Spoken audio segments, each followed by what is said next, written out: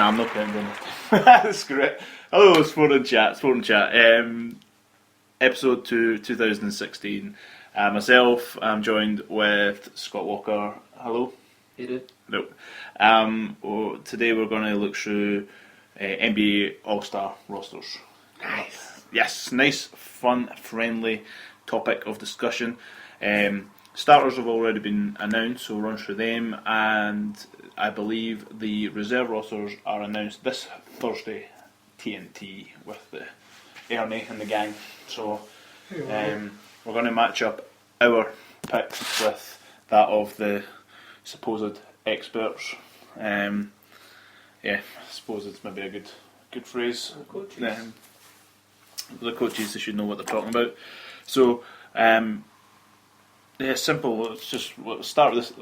If we run through the starters, I'll get your thoughts and feelings on that, and then we can jump down, because we've both wrote our reserves down. We both don't know what each other have got, so I'm guessing we're going to have a bulk of them that are going to be the same, and then we can hopefully get stuck in and debate.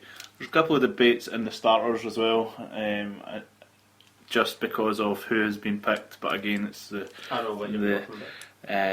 fan vote here. So anyway, we'll start Eastern Conference. Yeah. Sweet. 2 guards, Kyle Lowry. Mac Lowry. Toronto, absolute balling so far this year. Dwayne Wade from the Miami Heat, of course. King James, Cleveland Cavaliers. Goodness, I was trying to think where they were from there. Carmelo. It's because he takes his talents to different places. Frequently. Here's hoping this is his last stop. But anyway, Melo from the Knickerbockers, and Paul George, which is quite a good story. So I'm going to start there. Paul George from the Pacers after last year's broken leg, getting voted back in. Very deserved this year. Yep. Career high in points, carrying a Pacers team who are at the moment snuck in at the 8th spot in the playoffs, but pretty much I'd written them off at the start of the year, but PG has been balling. Let me just open it up, but any qualms on this start and lineup? Two possible. Yeah. Two possible. You highlight Paul George. Just firstly, that's like a brilliant story. It's good to see him back and playing better than ever, especially on obviously a bad injury. Yeah. But I think the Pacers have been quite surprising. Competitive, at least. The fact that they obviously got rid of Hibbert and the down tools, got rid of a few guys, but yeah, it was pretty good. Very good. And PG, very happy for him. I can't grumble on that at all.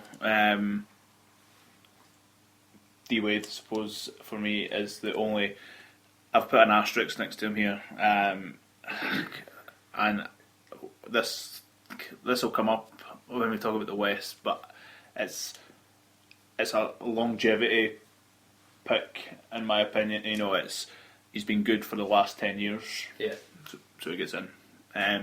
So it's tough to argue because. Yeah, it's not as if he's dropped off the face of the earth. It's just because his stats are down slightly that you sort of look at it and you go. It's not that he's not still playing well, because the Heat are doing okay, still competing in the East. 24 and 21, maybe. Wade's still putting in about 18 a game. Points. Yeah. But just in comparison to a couple of other guys in the East, I just think there's a more deserved starter in there. But despite that, if D-Wade doesn't make it starting lineup, that's when the debate happens. Does he make it at all? Is he taking a spot up from someone completely, or is he just taking the starting spot? So, you might argue that he'd be in the team anyway, so what does it really matter if he's starting or not? I don't know. It's tricky.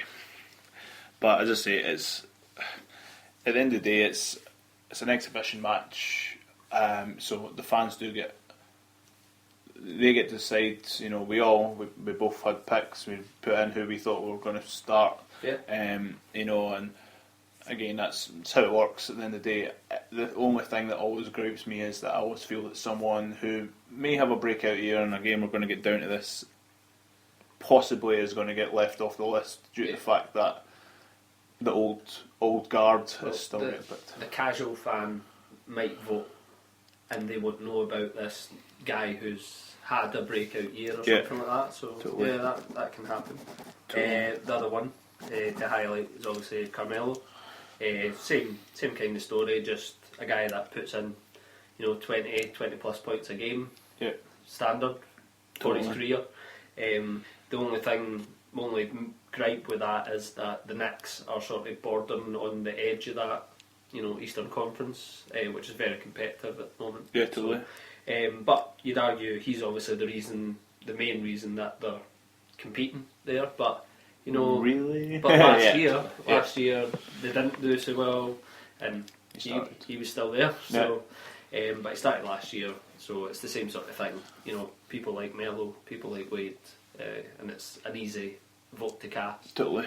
But as I say, I can't grumble. Mike Lowry, Kyle Lowry, has been an absolute stud for the Raptors this year, along with his obviously partner in crime up there. The Raptors have been brilliant, and I've said that a few times. They're honestly, on League Pass, every time they come up, I'm watching the Raptors because they're so entertaining to play, to watch. Like the way that they play, they're explosive. Exactly. Get about it. Obviously, King James is going to be there until Kobe Bryant, like Kobe Bryant, pretty much decides to hang up. In that sense. So let's get down to business, I suppose. Here, Eastern Conference reserves. Sweet. 7 spots. So you got two guards, 3 forwards, 2 wild cards. Yep. You can put them in whatever order you wish. Would you like me to go first here? It's up to you. Shoot up. Right. I have got at the guard John Wall. Okay. Washington Wizards. At the second guard, I have DeMar DeRozan from the Toronto Raptors, of course. At centre, as Shaq would put it, I've got Andre Drummond, who I think should have started, to be fair. But anyway, that's another thing. And at the other forward, I have Pau Gasol. Surprised? Yeah. And then at the other forward, I have taken Chris Bosh. Okay. My 2 wild cards are Paul Millsap and Isaiah Thomas. Sweet. That's my 7 that I'm going with. Debate. I feel as though you missed someone. Yeah. Yeah. Jimmy Butler. Oh, Jimmy Butler. Wow. I thought that was going to be the first name off your... It should have been the first name off my list. You have to lose someone. Oh dear. Paul Millsap has been cut from my team. He was the last one on the list, to be fair. Jimmy Butler is Aldi. the first name on my list. How did I forget about Jimmy Butler? That's terrible. It's just forgot. Terrible. Jimmy Butler was the first name that I wrote down. He deserves to start over D Wade. Agreed. Should have been his best guard in the East. Yep. Best 2-way guard, possibly in the league. It's difficult to argue. Definitely. Shooting guard. But yeah, totally deserves it. I do have DeMar DeRozan as my second guard. Like you said, balling right now. Or balling all season. Raptors are balling, second in the East. Deserve 2 All-Stars. Yep. He's as much a part of it as Kyle Lowry is. At the forward, I also have Andre Drummond at the centre, so to speak. Yeah. That guy again, big time. Beast. 17-15. Yeah. Beast. Yeah, he's had over 10 games, over 20 rebounds this year. Yep. And he's had 29 rebounds this year as well.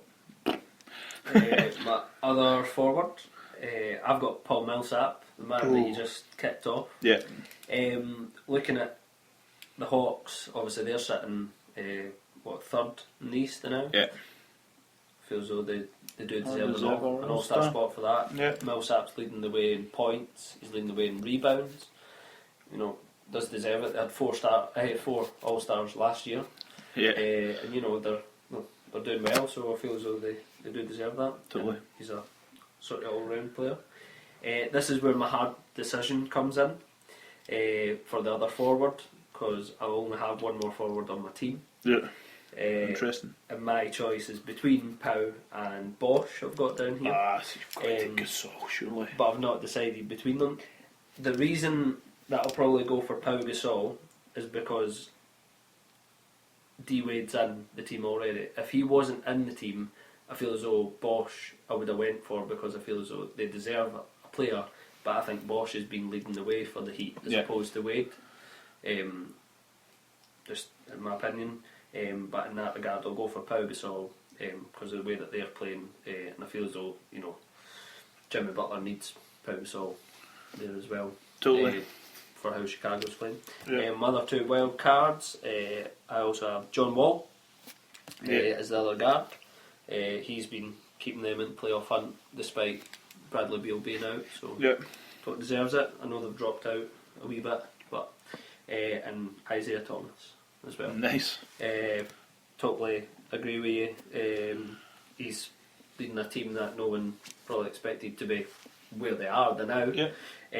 But the only thing to highlight, like that Eastern Conference, is chop and change. It's so tight, 20, 21, 22 wins, whatever. Well, 3 wins gets you from 3rd to 8th. The other day when we first started looking at this, I was looking at Thomas and having to sort of argue, they're sitting 9th, 8th in the East, and now they're up at 5th, so now it makes that point easier. So maybe this list changes as you sort of look at the standings, but just from a scoring perspective, he's dropping 21 a game. He's also facilitating, and he's their closer, and he's the reason that they've won a lot of games. So, but now it comes down to obviously who's missing out and why they're missing out. Yeah, well,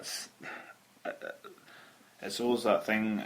Playoff time. I'm just always thinking, there's going to be injuries, there's going to be wee bits and bobs, and people are not going to play, but still.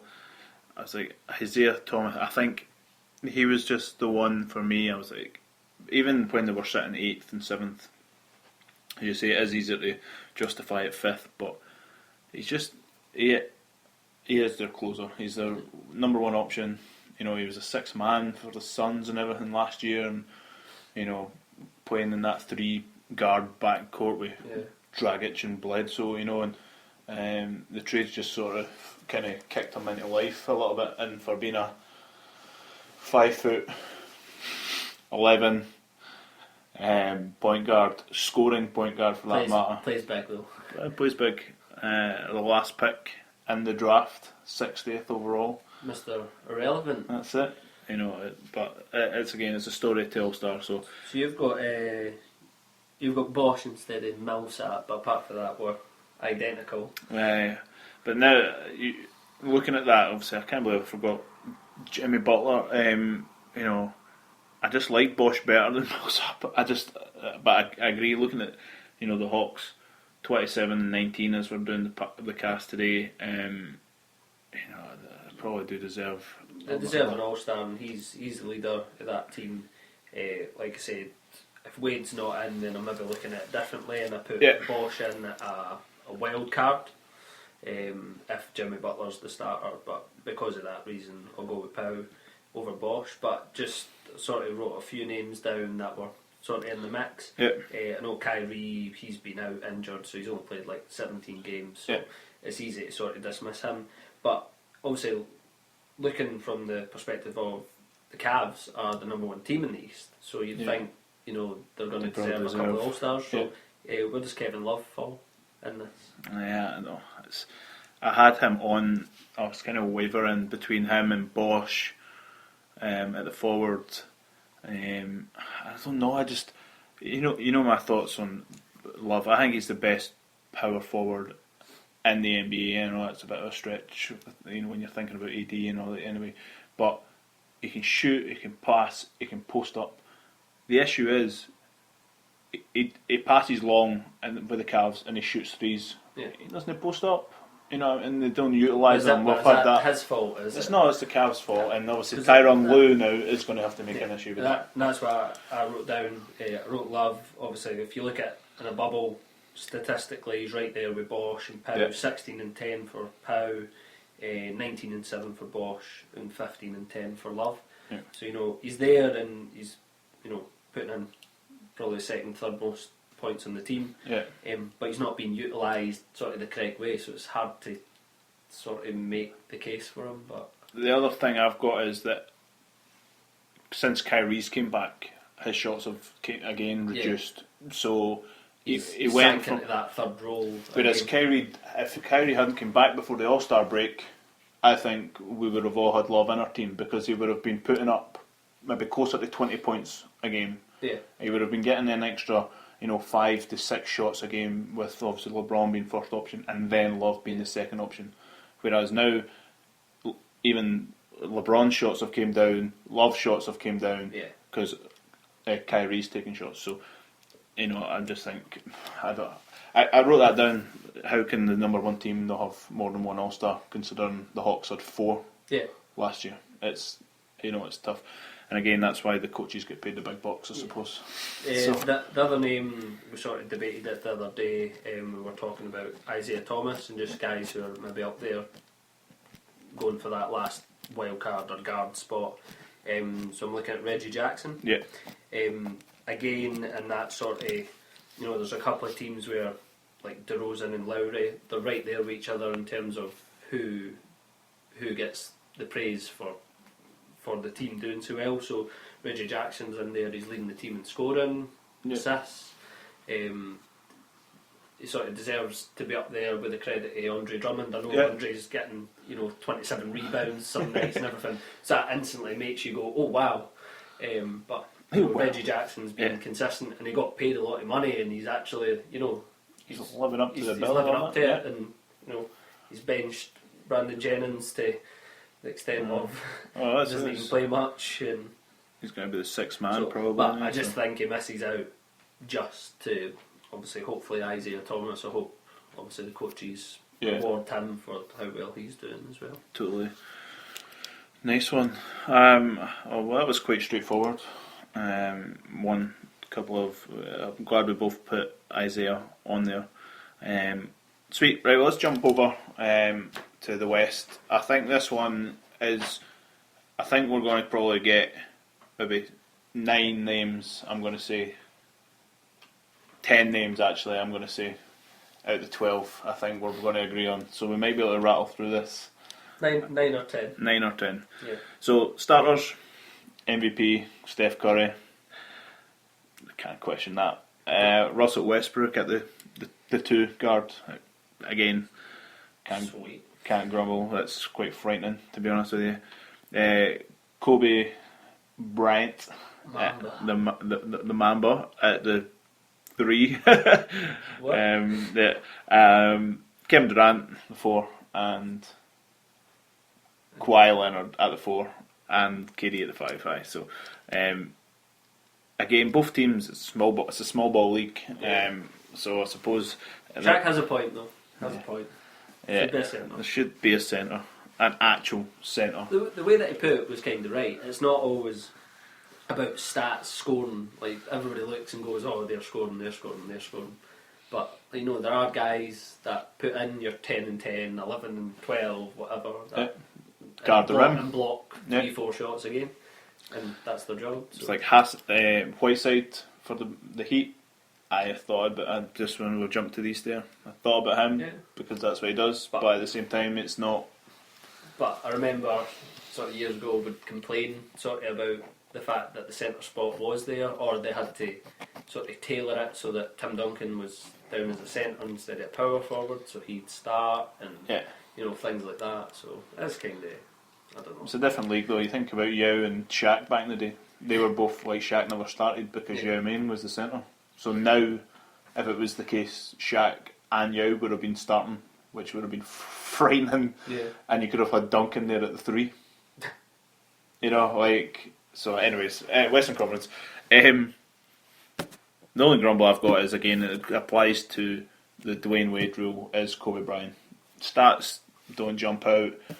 He's not done anything this year to be, especially in the stacked and Western Conference, but at the same time, he came out and has said that it's his last year, he's retiring at the end of the year, it's his farewell, his maiden voyage, or whatever you want to classify it as, so... I think, unlike Wade, because everyone knows, it's public knowledge, this is his last season, I think, well, the fans clearly devoted, it was well ahead of anybody. Crushed everybody, yeah. Crushed everybody, so, this is why the fans vote. If they didn't, you probably wouldn't get in, unless, you never know. People might want to see him, but, True. you know what, Kobe deserves this, if he'd been healthy the last 2 seasons, you don't know. He'd maybe be playing at a level, putting in, you look at Melo, Wade, putting in 20 points a game, even making the All-Star team. That's fine.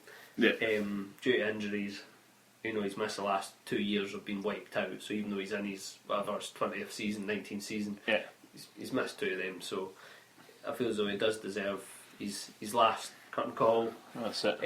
He's obviously been a baller in the All-Star game. Yeah. Few MVPs. So that's it. I just hope that maybe if we could turn it on for one game, just one game. This is coming from the Lakers fan. Yeah. But no, it's even from a neutral perspective. I think people do want to see Kobe get one last time. It's the event of it. There's going to be hopefully some kind of sort of tribute to him in that regard. Not to shy it away from everyone else, but a small piece just to say, well done, thanks. Well, that's it. No. But no, apart from that, the team's solid. The only issue, like you said, is if you're looking at it properly, Kobe, you'd pull him out there, and I'd say Draymond Green gets the start there. I think most people would agree. Definitely. But that was that's the asterisk. It's the Kobe thing, and I do agree that he deserves every right to get. And I hope he goes gunning for MVP. I hope he takes 30 shots. You know what I mean, and just from everywhere. But it's going to be. It'll be good to watch. So here we go. Run down the reserves. Nice and straightforward. I'm guessing here. Draymond Green. You mentioned him. Yep. Simple as that. Klay Thompson. Another Warrior. They've been that good. They probably deserve 3. James Fear the Beard Harden. I've got here. Chris Paul. Boogie, DeMarcus Cousins. I'm hoping that's 10 that we're all agreeing on so far. I have all of the above. Yeah. My 2 wild cards, I've went for Dirk Nowitzki and I've went for Anthony Davis. Okay. So we've got 10. I'll say that 10 out of 12. At least 10. At least 10. All right. Okay. I went CP3 and Clay as my first 2 guards. All right. Yeah. I've got Green, Draymond. Boogie Cousins. Easy. Oh easy goodness, 106 points in the last game. Me and you argued so much last year about how he should have been one in the All-Star game. Probably even starting. He's the best big man in the game. Yeah. So totally. Mother forward. Also elected to go with Dirk Nowitzki. Nice. They deserve credit for what they're doing. Again, another team that you'd probably have written off in that busy Western Conference. Yeah. But Dirk Nowitzki's leading the way. He's still shooting 40% for 3, and they're sitting in a good spot in the West. Competitive. So, yeah. Definitely. My first wild card was James Harden. Fear the Beard. Again, you can interchange them, CP3, Clay, Harden, kind of look to that. Clay, I totally agree with you, he needs to be in there. He's second option on that team, and puts in 20 a night, and he can also explode for 40. If Steph's not shooting well, he will. The chances of them both not shooting well are slim to none. So I agree.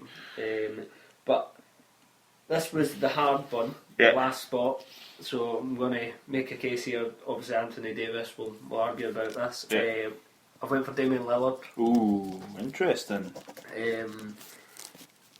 I'm going to use the Carmelo Anthony rule here. Yeah. Carmelo's flirting with the edge of the playoff contention. Yeah. Blazers, who got rid of everyone. We thought they were going to be reeking. They got rid of like 4 of their 5 best players. So they got rid of Batum, Aldridge, Wesley Matthews, and they've left Lillard there to work with, sort of unknown guys or unproven. Yeah. Lillard's putting in, obviously, career high, 24 points. 24, right. He's absolutely balling, and they're not expected to be sitting there 9th in the West, they might actually be 8th. I'm not really sure. They're 9th now. So could just be on the verge of the playoffs and everything. I don't see them making the playoffs, but at this point, I'm looking at everyone sort of contending for that last spot. And I think Lillard does deserve it on his play alone. 25-7, roughly. Yeah. Because it all comes down to how you define an all-star. And this is my point with Anthony Davis. I feel as though if you apply the rule to one person, you've got to do it to others. So if you're dismissing someone because of their record, then you've got to apply it to everyone, and you can't make someone go above that rule. I know Anthony Davis is probably one of the top talents in the whole league, and he's still performing at a high level, little less than last year, but last year was insane. But when you look at how badly his team is playing, and how bad their record is, I just feel as though Lillard deserves it because he is also playing at a high level, and his team is doing better. Yeah. Your thoughts? I can't. It's difficult to argue with Lillard, if I'm being honest. And we spoke about it maybe a couple of days ago a week, and I had him, and I had mentioned CJ McCallum as well, just because he's had a breakout year. Yeah. You've got to take Lillard over McCallum, of course, but again, it's one of the kind of tricky ones. The reason I went with AD was he's 23 and 10, which it isn't standing out, which is terrible considering there's not many people in the league. There's 2 players in the league that are averaging 20 and 10, and the other one being Boogie Cousins, who were guaranteed in the league. So when you say it like that, and we're thinking that he's not having a good, year, but 23 and 10, I just think he's a stud, and I think the coaching staff, I think Lillard's got a bit of a bad rep, and I that's nothing against, because the boy's straight up balling this year, so that was the reasoning. It's hard. It's interchangeable. Just from pre-season expectations alone, them, just making the playoffs last season, Anthony Davis, sort of looking at them, you sort of expect them to be doing much better with the roster that they've got, so that's why I give the nod to Lillard. But well, there we go. Well, not bad considering 11 out of 12 we've agreed on pretty much on both. Just to highlight a couple of names that I wrote down. Pau Gasol, same sort of Paul Millsap factor. It's a playoff. Marc Gasol, sorry. Playoff team that's not getting any love. No one really stands out. As I say, it's one of the weird ones with the Grizzlies. I just never see them as an actual playoff, like as an all-star team. So and the Spurs as well. So obviously, it just shows you that they are all about team ego, because they're all down on minutes and everything. So cool. Well, we'll round up there pretty much. Let us know what you think. See if you agree, who you agree with more, either myself or with Whack here, and we'll find out who was right, I suppose, on Thursday. So hashtag Sport and Chat guys on Twitter, and let us know what you think. Cheers. See ya.